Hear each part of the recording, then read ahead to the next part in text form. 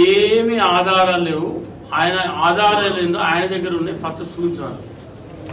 ఆయన దగ్గర ఆధారం వల్ల అబద్ధాలు ఆవిడ, అది ఒకటే పెద్ద ఆధారం.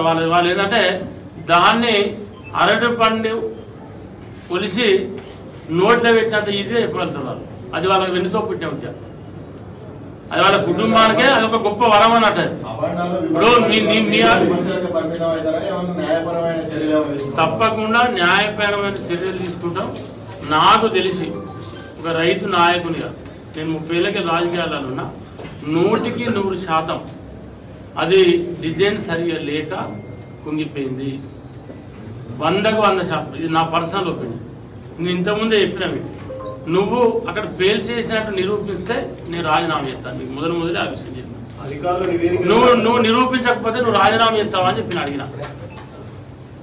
ఒకటే నేను మీ మొదలే నేను మాట్లాడిన సందర్భంలో స్టార్టింగ్ చెప్పిన మీకు, హరీష్ రావు గారు నిరూపించగలిగితే, మీరు నిరూపించగలిగితే, ఫెయిల్ చేసినట్టు నిరూపించగలిగితే నేను రాజకీయాలకు వెళ్ళి తప్పుకుంటా. ఎమ్మెల్యే పెద్దపల్లి ఎమ్మెల్యే పదవికి రాజీనామా చేస్తాను. నువ్వు రాజకీయాలకు వెళ్ళి తప్పుకొని నీ ఎమ్మెల్యే పదవికి రాజీనామా చేస్తావా? లేకపోతే ఉద్యమ సమయంలో వాటికి పెట్రోల్ పోసుకొని అగ్గిపెట్టి దొరకాలంటేనా? ఉద్యమ సమయంలో, తెలంగాణ ఉద్యమ సమయంలో పెట్రోల్ పోసుకొని అగ్గిపెట్టినంటేనా? ఇది కూడా అధికారుల నివేదిక నేను చెప్పినట్టు రాదు. లేదు, అది నేను ఎందుకు చెప్తానంటే అది ఇప్పుడు ఒకటేసారి కూరలేదు. 2020లో వాళ్ళ ప్రభుత్వం ఉన్నప్పుడు కూడా కూలింది.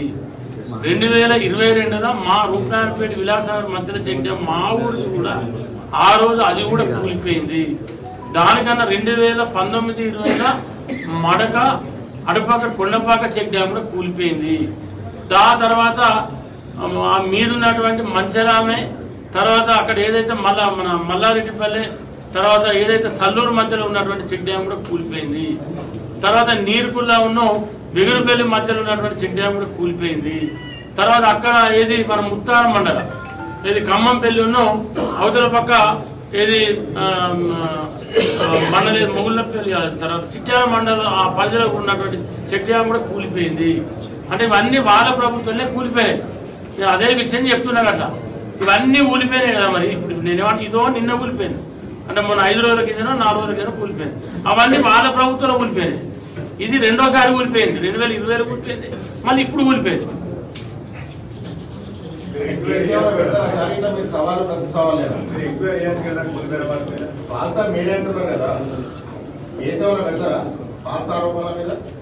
ఏమంటారు?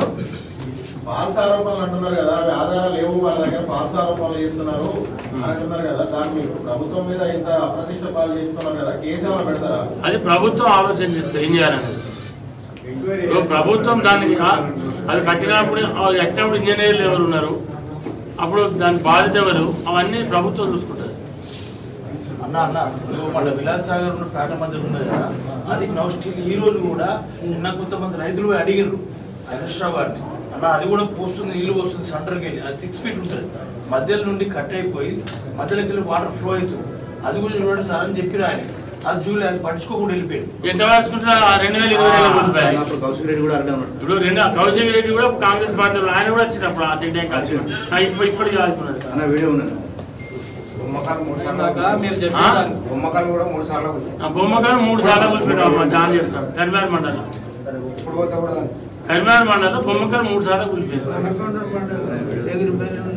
1000 నీరుకుని కూడా కూలిపోయింది, మళ్ళీ కట్టింది వాళ్ళే.